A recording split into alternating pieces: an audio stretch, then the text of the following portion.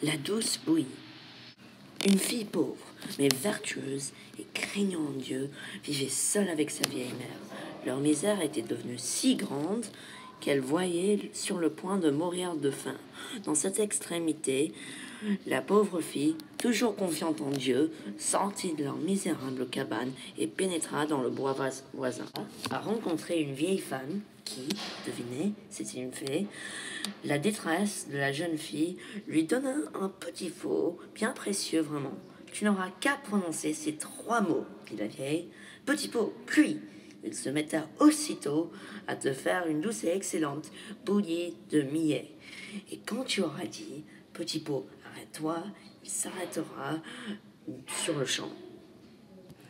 La jeune fille s'empressa d'apporter à sa mère ce pot merveilleux.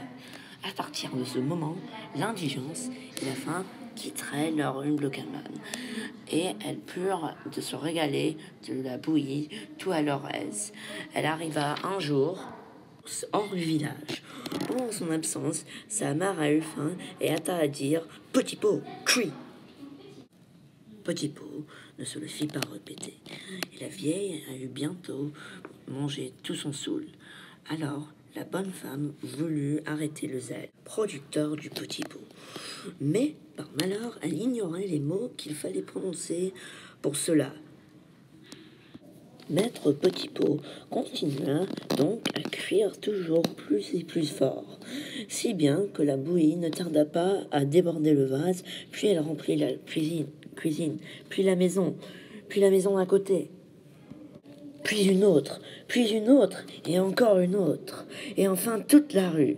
Et du train qui y allait, on lui dit qu'il voulait noyer le monde entier. Cela devenait d'autant plus effrayant que personne ne savait comment s'y prendre pour arrêter ce déluge.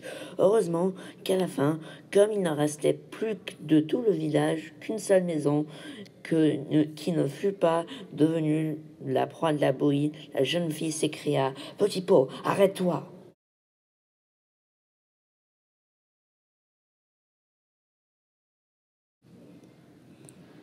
Et aussitôt, le petit pot s'arrêta.